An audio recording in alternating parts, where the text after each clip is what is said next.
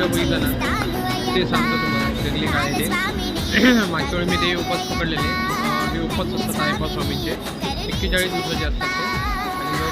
आणि जेव्हा उपास करतात तर पहिल्यांदा ती माळा जी व्हिडिओमध्ये बघितली ना ती माळ असते ती घालावी लागते.